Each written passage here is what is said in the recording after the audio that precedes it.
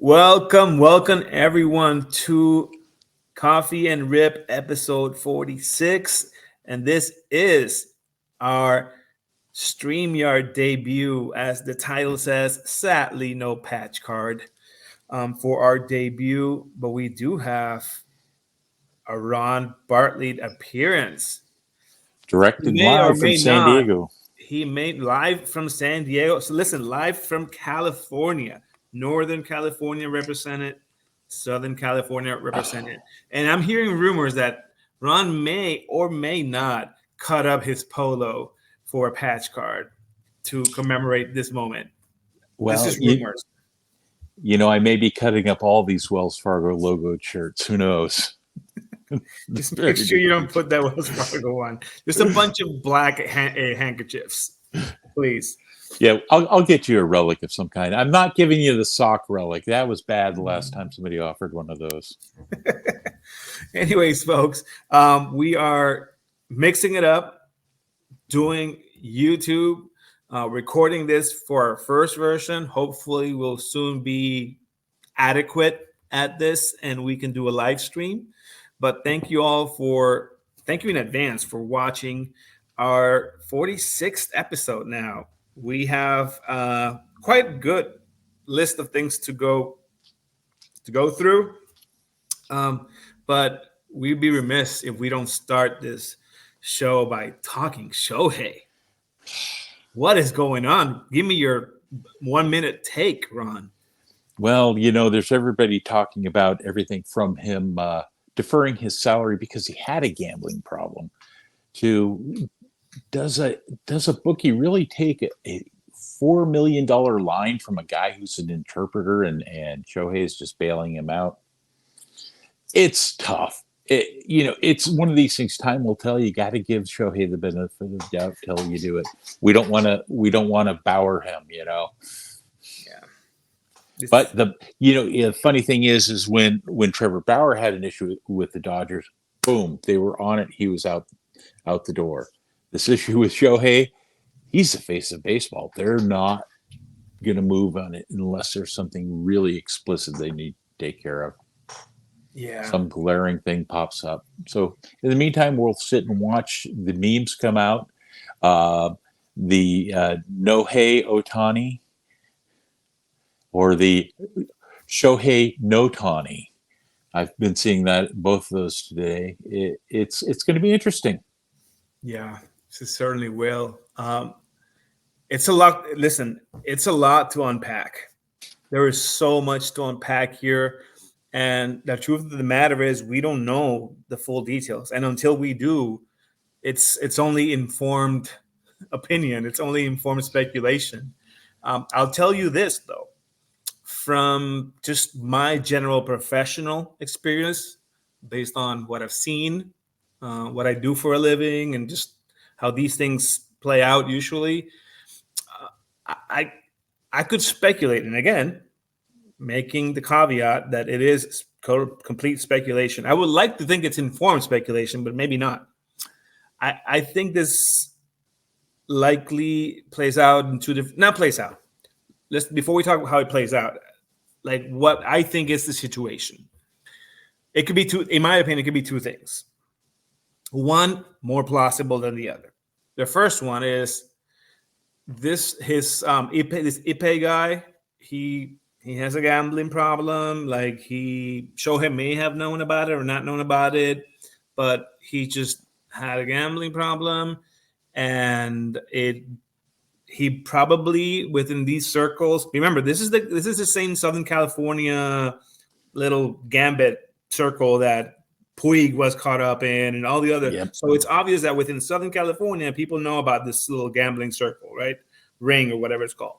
Oh, Mickelson was part of one of these. So he obviously probably used Shohei as hey, like we got money, like let me borrow some stuff, and we'll keep betting. And it's possible that Shohei had no idea how big of a problem it is. Let's just start with that. I think that's likely what happened. And at some point, Shohei, like he tells Shohei, hey, like I need a bailout. Like, can you help me out with this? and that Shohei just said, you know what, like, yeah, I'll help you out, and we'll schedule some payments. My friends in Japan tell me just put the word loan in there so that whatever, and then we'll figure it out. Again, super irresponsible, because like for Yeah. Shohei to do that, it's like, what the hell are you doing? And that brings me to another point that I'll mention in my third take. When you look at it, Yeah. though, they've been friends since 2013, Yeah, according no, to some no. of the things. So, Listen, I've loaned people's money too, friends. Me too. It happens. Now we're talking major leagues, $4 or $5 million, right? So that brings me, that's. Let me put a pin on that, because that's the third topic I want to touch on. So that's a scenario, right, where that happened, and then he helped him out, but then not really knowing what he was doing by helping him out and the way they did it. And then the second scenario is it's really Shohei using his friend, or they both kind of do it and they both like to do it, but Ippei takes the fall because like he's a fall guy, but it's like it's Shohei's money too. They're both doing it, and that would be ridiculously irresponsible. It doesn't matter to me if you're betting on baseball or not. Obviously, if you were betting on baseball, you're done. So let's just take that. Let's remove that from the equation. Let's stipulate that there's no betting in baseball, right? But you're doing it through a freaking illegal bookie, right? With so many other legal options available outside the country, in other states, whatever. Okay, so that's what I think the most plausible scenario. Listen, Shohei's got too much to lose in order for him. Yeah. For the second scenario, Shohei's got too much to lose to be betting on this himself and going through all these difficult stuff to do it through Ippei. It's most likely the first. And it kind of makes sense just based on the sequence of events that this guy just went on air or whatever. Apparently, not on air, but like he was asked what happened, and he gave his answer that I got a gambling problem, and Shohei helped me out, and then the law firm hears about it and it's like, wait, nope, that's not what happened. Let's go back. We'll issue a statement soon. And then it's all of a sudden it's theft, because they realize that the moment they knew they had the same evidence. They know that those notes, those wires say Shohei Ohtani. So they have a huge problem in their hands, because those instruments, those financial instruments, have his name attached. It shows collusion. It shows at some point, like, no one's going to listen. And here we go. Here we get into the nitty gritty. No one's going to believe that this athlete, this Messi, Ronaldo type athlete, making billions of dollars in endorsements and in professional salaries, who's very private in his life. No one knew who his wife was until a couple of weeks ago. Snuck in a marriage. Yeah. No one's going to believe that this guy is not managing his own money, or that there's $500,000 checks that come out with, like, no one's going to believe anything other than advanced sophistication, right? Someone that goes that length negotiating deferred money, like, no one's going to believe that you don't know what you're doing. So it makes no sense that this dude going to put all that in jeopardy for a couple of bets, right? So I think it's more plausible that it's him. But dude, the fact that this guy, this Shohei, just went about fixing this the way that you and your buddy would do in like college.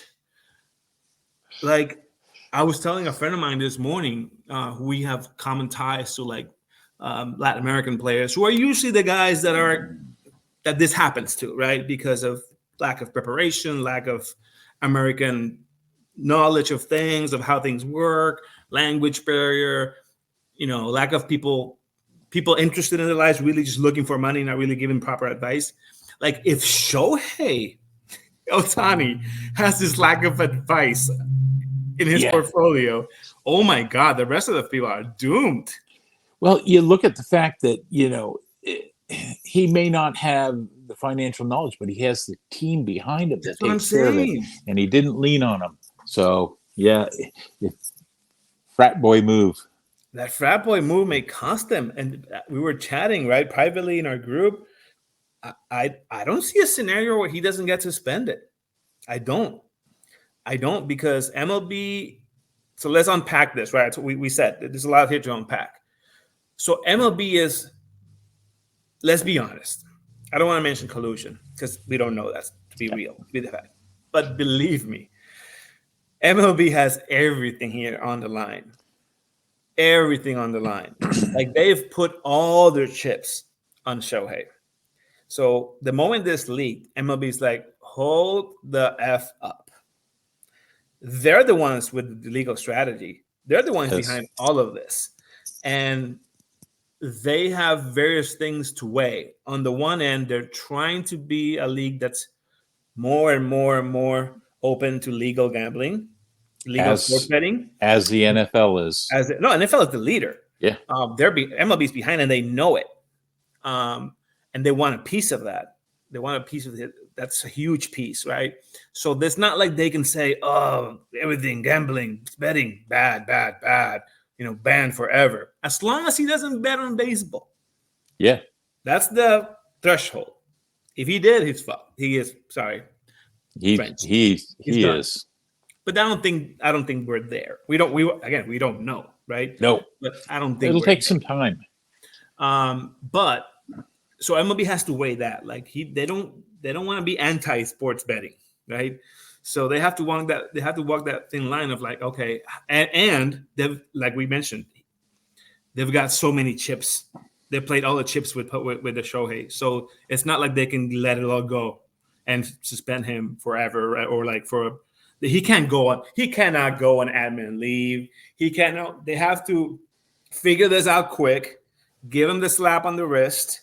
And because this is my take, because his name is tied to whatever fixing there was, unless here's a big wild card that we don't know, unless they can really prove theft, which I think is a huge leap, right? Yes. They have to, because his name is tied to this whole thing and to an illegal gambling ring, they have to give him something. Even if it's just scintilla of connection, and they have to say you should have known better. And here's 5 games, or here's whatever, right? Absolutely. And guys not having control of their money and having somebody else steal it from has been a theme with professional athletes. Yeah. But Shohei is different. He had this whole package put together. Here in San Diego, both Tony Gwynn and Junior Seau lost everything when this one investor here in San Diego who was pulling all these guys in, I'm taking care of you, I'm doing this, got away with their money. These guys were the biggest athletes in San Diego, and they lost everything down here. You know what's not going to help? You know what's not going to help him? Or sorry, you know what I think won't help his case? The fact that his translator had like 2 different versions of what happened, which creates plausible, fraud. Like, okay, so what's the truth? Who can I believe? And because I don't know who to believe, I have to assume that you could be at fault. Here's 5 games or whatever it is. Yep. We just don't know. And he's not going to go on the record and explain why the discrepancy, right? Why one message and one the other? Why did he have a motive to lie at the beginning? Like he's not good. They're not going to touch that. So I don't see a scenario where he doesn't get something in penalty. I just don't. Yep. It's going to be interesting. We'll see how it plays out over the next few weeks. It's all a huge conspiracy to get us to watch baseball, Ron. MLB got me up in the middle of the night to watch the Padres Dodgers today. MLB is a genius marketer. Now we're talking about Shohei becomes must-see legal battle performance issue. You have to watch. Is he getting indicted? That's hilarious. That's a good segue to our second topic. Road to opening day RTOD team sets released this week after many folks were asking, when does this thing release? Thoughts on it? Well, you just look at what they did. It's pretty incredible, the fact that they took the set and said, hey, here's a space set. We've had it built like this for years. Let's introduce some new nuances to the thing. You're looking at counts for some of these sets where they only have one player marked as a parallel. So 189 cards in that set. Then you have other sets where they varied it, have a couple of 189s or /99s for 189 cards per /99. Then they throw in a /199 for some of the more marquee rookies or players that they're trying to get you to chase, upping those to 388 sets per parallel in that set at 199. Look at the fact that it took the Dodgers up to 3,880 sets, which is an incredible number of return to opening day sets. Whereas the Tigers, it is and it is not. We'll explain why. But. Yeah, and the Tigers, 189. Now, another interesting one was the Yankees, where they put the whole team at /99, except Jason Dominguez at 199. Yes, like you throw that monkey wrench in there. There was a typo where they did not include other parallels, and then they fixed it. Didn't. So presumably it didn't happen to me, but presumably some people bought note thinking that he was the only parallel.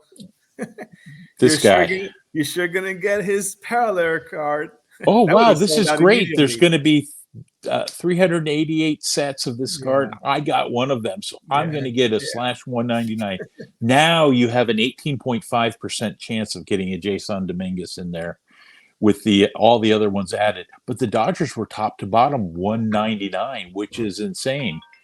Insane. So for folks that are watching this and may not be familiar with how this set shakes out and why it's kind of popular within hobbyist groups, I love the set. So and let's just kind of dive in as to what it is and how it has changed and what Topps and Fanatics brought, how they changed it. So essentially, this is the spring training set.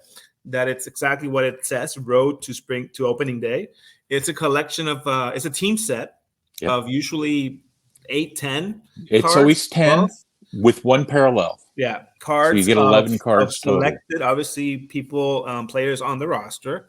They usually want to include at least their 3, 4 top stars, and some other stragglers. But they usually 10, 12 set, whatever it is, and then there's one card that arrives to you in a parallel. So you get those. Let's just say it's 10 cards.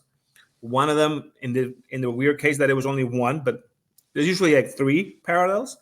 You get one of those 10 cards.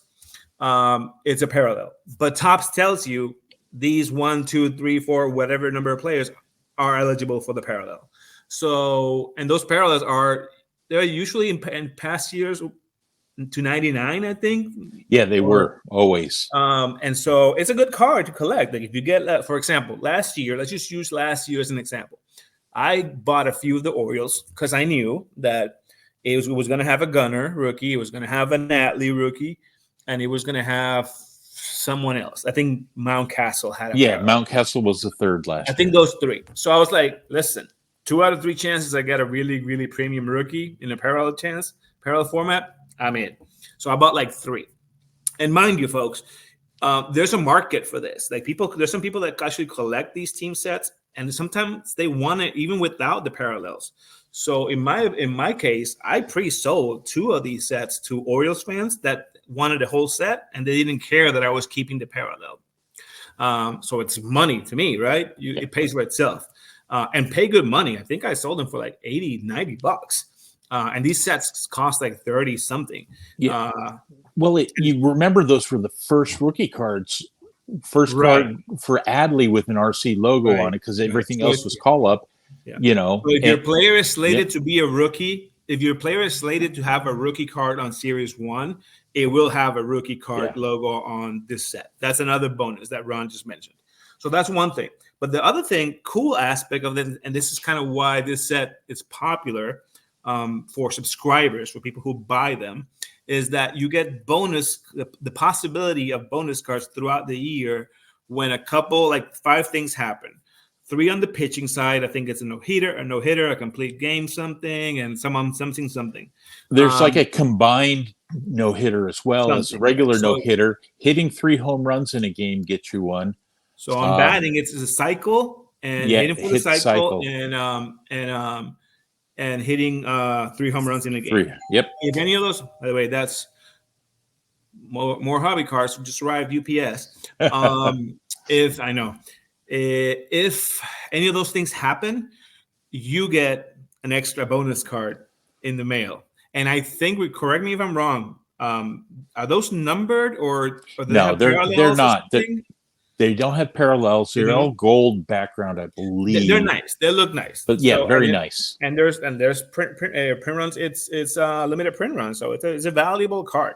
Yeah. Especially if it's an Ellie De La Cruz. Yeah, and it's based on the number of sets they had. So again, correct. If you bought a Dodgers one, they're going to make 3,880 bonus cards. If you bought a Tigers one and there's one there, you're getting one of 89. Yeah, so that's the other element. That's the other element for folks that are learning about this. That's what Ron just mentioned. Not all team sets are made equal, because, like Ron was saying, some of these parallels are numbered to 199, and some of them are numbered to 999. Some team cards have only 2 parallel eligible players. Some have 1 or 5 or whatever. So obviously, the more cards that are eligible to parallel, then the higher the print run, the higher of basic minimum team set they have to print. So it's a print on demand, closed loop kind of product. It's not really on demand. It's not really fixed. Yeah. So that what Ron just mentions highlights the fact that some teams are going to have lower number of team sets printed. So they published a list on Twitter. I think it was someone did the quick math and posted a number, the print run for every team. There are some teams, I think the Nationals and Tigers and Royals, maybe, or like 2 or 3 that had Tigers, almost no one. Tigers, Nationals, Marlins, Rockies, and Royals, and the White Sox only had one parallel each. So obviously, print run is going to be like 200. 189. 189. So obviously, the Tigers, because they have Riley Green, I suppose. One of those is parallel eligible. Yep. That sold out quickly. The Royals, again, Bobby Witt. Only parallel for them. So sold out quickly. That makes sense. I didn't get one, but that makes sense. It has a lot of collectors in the hobby. And so, but some higher printed because more people were eligible for the parallels were printed pretty high. The Dodgers and Yankees. Orioles, Yankees. The Reds had 1,333 sets. Reds had, that was the Reds. The Braves had 1,134. Yeah. So those were the 4 highest between the Dodgers, Reds, Braves, and Yankees. So some of those are still available, but the Dodgers have a huge, obviously, following, and it's the first rookie card for Yamamoto, for who else? Then you have Shohei, first Dodger thing, and so that's sold out. Even if it's like 4,900, something like that, it's sold out. Yeah, and let me just throw this in there. One of the other things that happens is when your team makes the playoffs or advances in the playoffs, you also get bonus cards for that. That's again at these short printed. So if you think your team's a winner, And so again, this is all fun. It's a fun product because of, again, the expectation of some of those 5 occurrences happening in your team, but also because, and this is part of the strategy. And again, it's also fun because there's a kind of a strategy to it,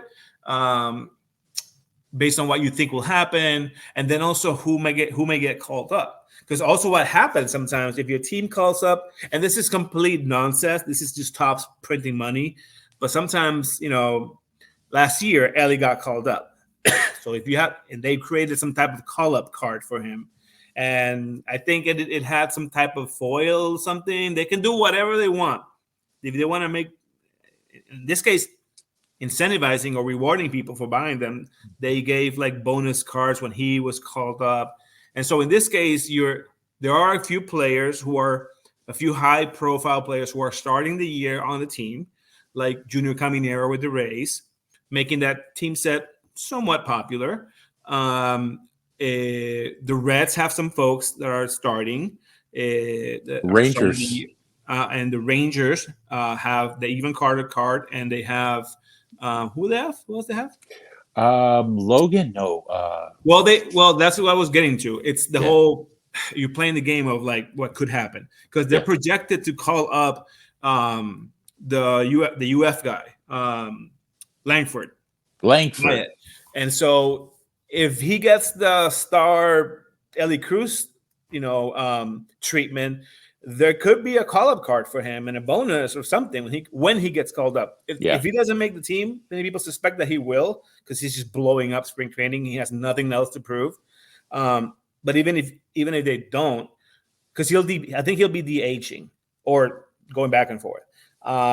He'll be called up immediately. And so it's very likely that he'll get a card. I got 2 or 3 sets of Rangers because of that, just because of that. And then, that's the strategy behind it. Who else is starting the team? Well, Jackson Merrill is starting the team, but he's not on it. No, he's not part of He the may set. get a card too. Who knows? It's whoever Topps decide is hype worthy. Let's just put it that way. Yeah. Which in this case, I know for a fact it will be Langford. But also it'll be Jackson Holiday. So Orioles, very popular set again because they have cards of all these dudes. And many people expect Jackson Holiday to make the team and get another card, a hype card. Jackson Churio, also not on the list. Yep. But he is going to start because he's making a lot of money already. He's got a salary. He's got a major league contract, sorry. So he's starting. So he'll likely get a hype card. But that team hasn't sold out. Interesting enough. Yeah. Well, we've got the other part of that whole set this year was the Japanese language set for the Dodgers. So they printed one with all their names printed in Japanese on them. I don't know what the back of the cards look like. It didn't show anything like that. But what they did that was really sneaky with that set, it's the same price. There's no parallels, which means it's an unlimited print run. So it's an unlimited moneymaker through April 4th. It's the race. So making it the race to like not tell anyone in Japan about this. Yeah. Because there will be demand for this product. It's absolutely. Now what they did is obviously lower the ceiling in terms of the price that you can that this card will command, because there'll be a lot of them. But I guarantee you that there's still going to be more demand for it than the print run. Yeah. So absolutely. If you bought these cards like we did, or I bought 2 sets. It's very likely a set as well. It's very likely that you can still sell this. Unfortunately, I didn't read the fine print and didn't read about the no parallels. I grabbed it without reading that either. So I was thinking, oh, wow, same thing. There'll be a parallel here, and it'll be limited to this. However, I told this to you guys in the Discord group. Don't put it past Topps to do a sneaky little foil treatment bonus, because they didn't say that. Remember what was the Shohei card or something that they didn't say anything in the description? Yep. And it came out with the extras in there. And all of a sudden there was some type of like rainbow foil refractor. Yep. Very short printed, worth a lot of money. So don't put it past them to do something like this, and that would be huge. But yeah, I'm fine selling that product if there is not, because there will be demand. All right, coming up on the half hour here, so I think it's a good moment to switch to our third topic, Korea series and the Korea Relic and other Korea-related Topps Now cards. What say you? Yeah, Topps really came in. I feel they screwed the pooch on it, but when they created this Otani card, they've been feeding off this huge Otani demand. They created a base relic card from this, printed to the moon. So there's a huge number of these out there, 388 of them, because they made it was it a 199 or 125? It was a 125 So it's 314 total cards in the set, counting all the parallels. What they did at $500 a card, they priced themselves out. The thing sat for 6 hours on their site because Did it sell out? It sold out, right? It sold Eventually? out, but it was about 6 hours later. It wasn't this instant sellout like his other cards had been. The card So I is think also not really pleasant to the eye, right? there's nothing great about it. They changed the size of the relic That's what I'm down saying. smaller, so you're getting small. They got to make more pieces out of that base. Yeah. So it's celebrating his RBI. It's not an auto card. It's Yeah. $500. Now at $399, people, I believe, may have considered it, but at $499, when you hit that $500 plateau, Yeah. people are a lot more selective, especially if they're just getting a base relic card. Yeah, that said, I'm going to go out. Listen, I'm not going out on a limb. What's going to be the card to own is the basic base cards that have a parallel. Because what they did, I knew this was going to happen, so I saved all my coupons for this. I got myself a few of those Shohei cards because they did include a rainbow foil treated whatever card that it's beautiful. It's horizontal with Shohei coming out to explosions and whatever being announced in the lineup. That card is going to be. Did they say the stated odds for that or no? I didn't remember seeing that, but that's a really nice parallel if you can hit it. Yeah, we'll find out soon because I think the card probably just about right now ended the sales. It ended at about 11:30 our time, Pacific time today. So we should be seeing the print run anytime. So I imagine. What's your guess on print run? I'm thinking about 32,000 on it. I don't think it's. I don't think it's going to have. Well, there are many offerings. People have other options. Yeah, a lot of the people bought the original standing in when they photoshopped his jersey. A ton of people bought that. 80-some thousand of those, and then his acceptance card when he's standing there signing his contract and meeting with them the first time. They bought that one, another 80,000 or so print run. Yeah. So those were huge already. So people spent that money. But two things. This is his first plain in uniform playing card, and it has a very coveted, desirable post rainbow foil short print. Yeah, but if it prints to the 80,000 range, if you hit the short print, it'll be worth a fortune. I think it all depends on whether people are buying lots of sets to have the Yamamoto card too, or if they were just buying the Shohei one. Well, when you buy the set, that gets counted into the total as well. It's kind of an odd mix, but yeah, it's. Yeah, but I'm saying that the more people buy sets, it's less money to spend on the individual card. Yep. And less coupon money too. That's another thing. Because if you're unfamiliar, Topps Now rewards points are eligible for all these Topps Now cards. So there's somewhat of an inflation that happens in the print run when you can do this. So I would say a lot of people like us. If I had a guess, I'm calling 42,000 is my number. Jackie Robinson. There you go. So that will be interesting. What else? Topic number 4. Topps Series 1. Let's close out Series 1. Still available out there in retail, in the wild, still available online. As we've discussed before, retail, if you are targeting retail formats, if you're not doing hobby or jumbo, which the odds showed that you shouldn't go that route unless you're definitely hunting for autos. It's definitely not a format you want to spend your money on because retail is a lot more friendly in hits. And not all retails are created equal. In my opinion, Fanatics exclusive blasters are really solid. Mega boxes are really solid, and hanger boxes are really solid. All those formats have unique format-specific parallels The Fanatics has Aquas, which look in my opinion look really nice. However, I've had terrible luck with with print with quality control on some of those quarters. I haven't gone in on blowout to see if it's a common thing. It's been a pretty consistent thing that I've been hearing about. One of the other folks talked about it. They said, well, Topps is purposely doing that, trying to take the gem level down for the people. That's bull. I think it's bullshit. It has to be.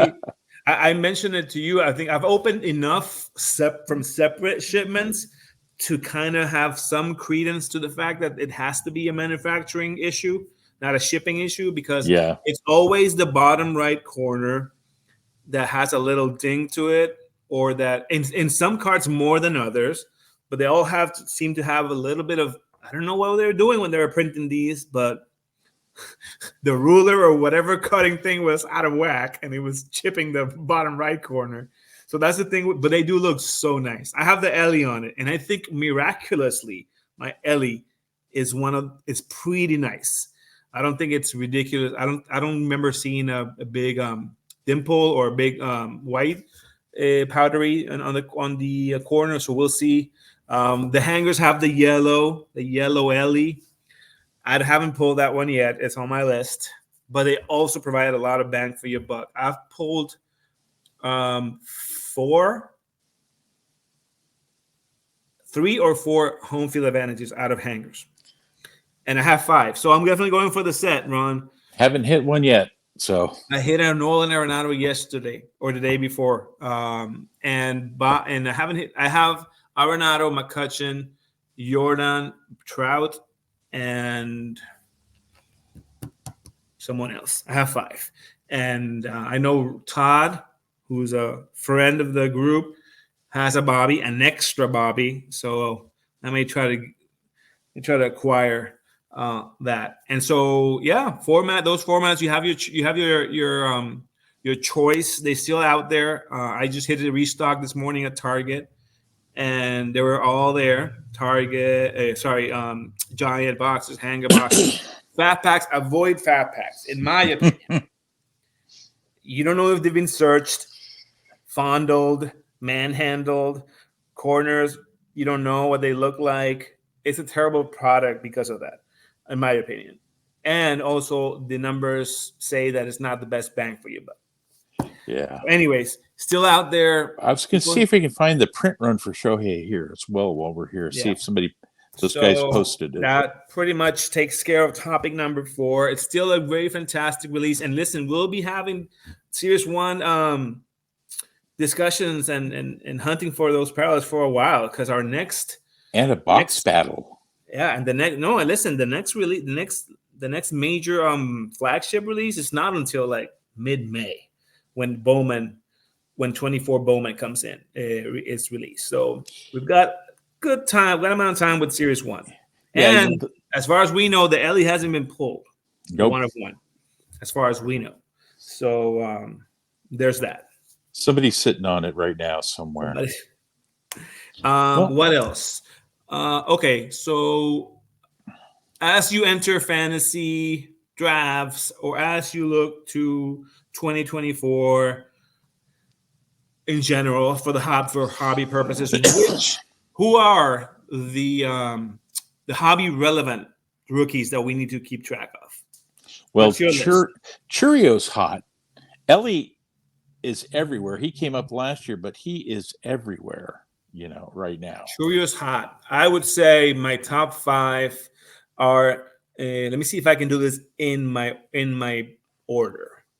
I would say, and by the way, but when we say rookies, it doesn't matter if they debuted last year. If they technically will have rookie card logo cards in this release, in a flagship release, I'm calling them rookies to keep track of. Yeah. So obviously Evan Carter, he seems to be solid and young enough to have some projectability. Yep.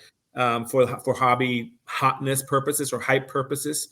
So that's him.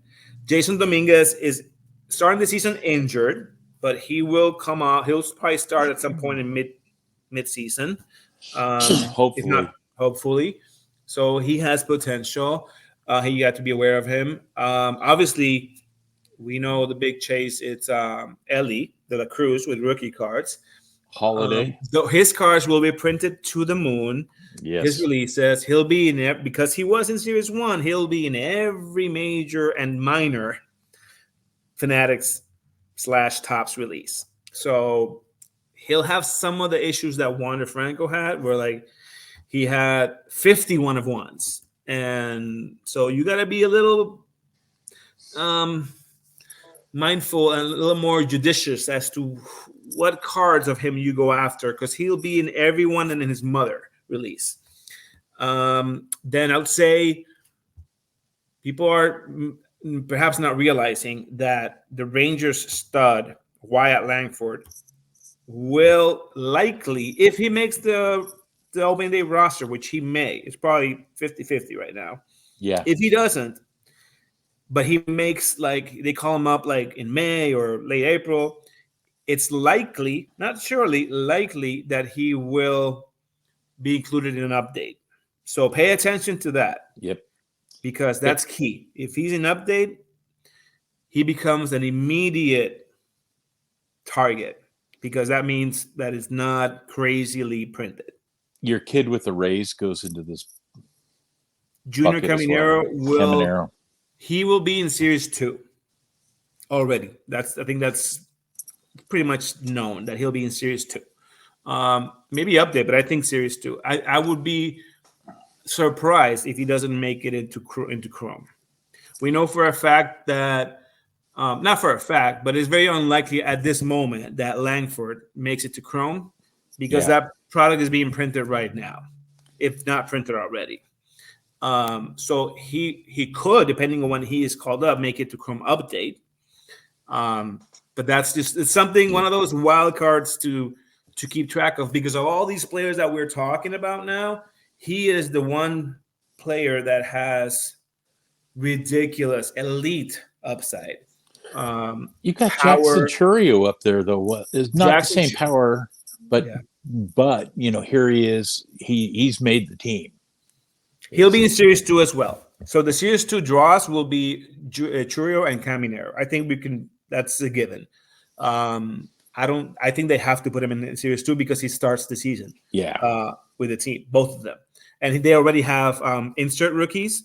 At least Caminero does. Does Churio have insert rookies in Series 1? I don't believe so. I don't think so, but he will be. I don't remember seeing him at all, and he wasn't even on their set coming out for road to opening day. Yeah, he'll be in Series 2 at most update, for sure update, especially if he makes the team.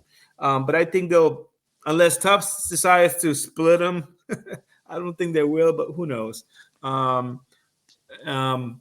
So yeah, Caminero for sure is one of those elite, almost can't miss prospects. Jordan Caminero is of the Jordan Alvarez type, a little more athletic, a little more balanced, little heavy set, but more well balanced than no knees Jordan.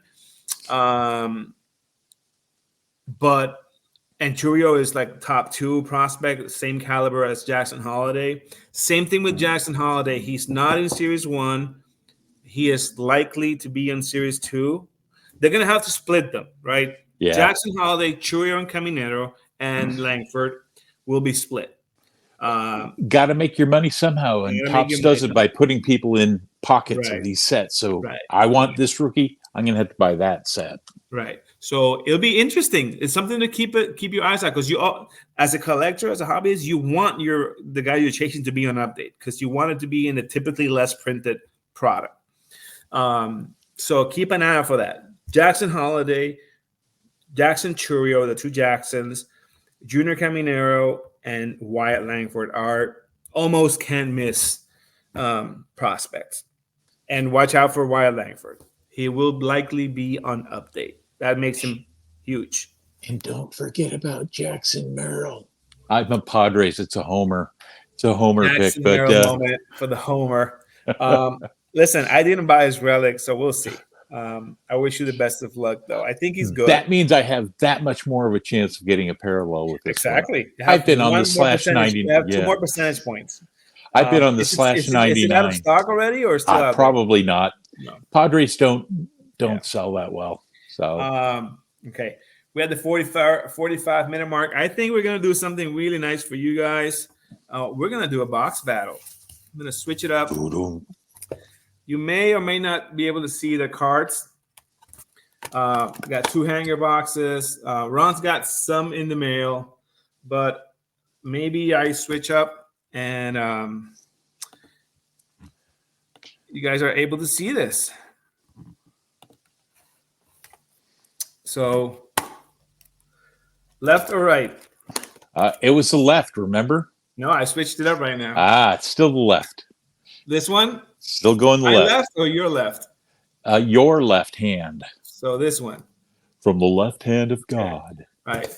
Let's do, right here. Let's do mine first. So we're doing a little box battle. Usually box battle is, depending on our criteria of which card is more valuable, the winner gets both boxes. So we'll see. Maybe offline we decide to just keep our boxes. But for the purposes of this video, we are battling.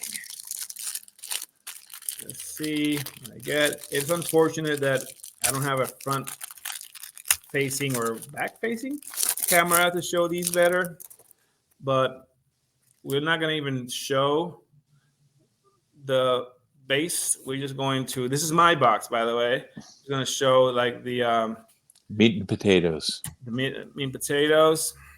Where's the camera? The real stuff. So you'll probably see it before I do. Tell me if I hit a monster. It's so small for me. There you go. All right. What's this? Backwards? Backwards. No way. Sorry, Ron. Oops. E4. E2. Did you see this monster? There you go. There you go. That's huge. Is it game over for you? It is, basically. Let me see this card. Man, I dropped it too. I'm so lucky, Ron, that it landed on my keyboard like flat. Because it could have easily been like. That's a beauty. Yep.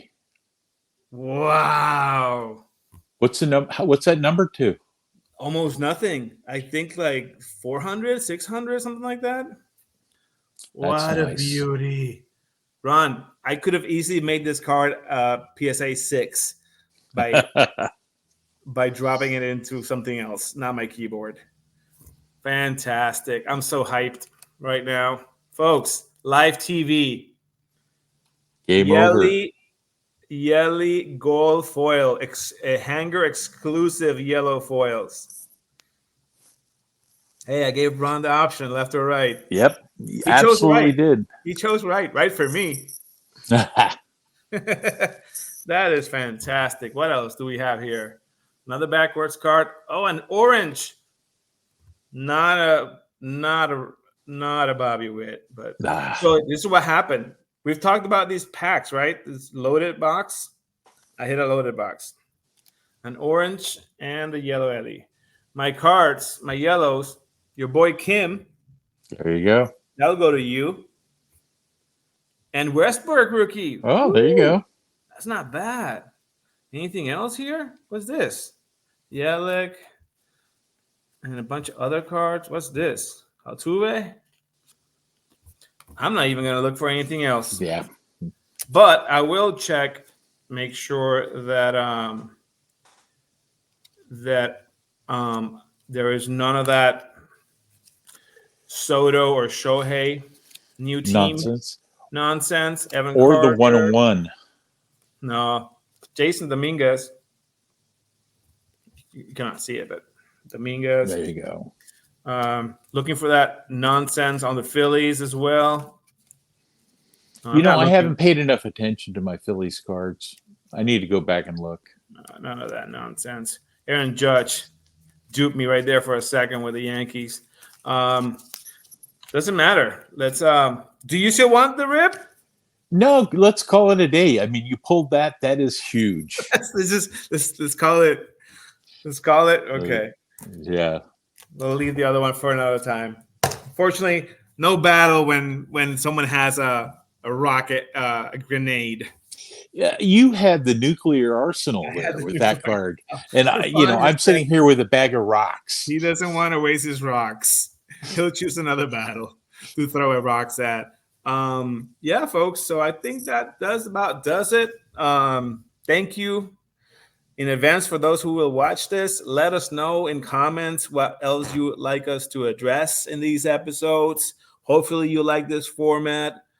And yeah, let us know let me go back to my background.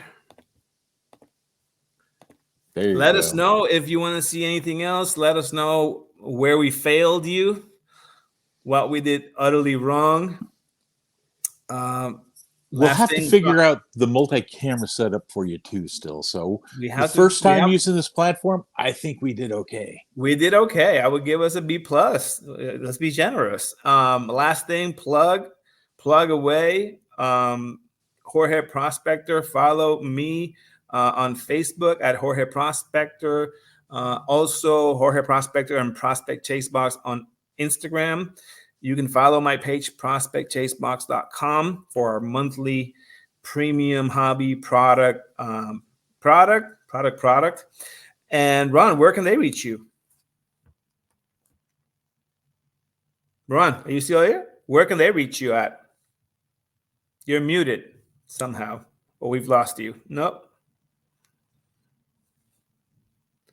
We've lost you, but it's okay. Maybe I'll edit this out. For some reason, we've lost you. But thank you all for watching. Stay tuned for the next one. And with that, Jorge Prospector out.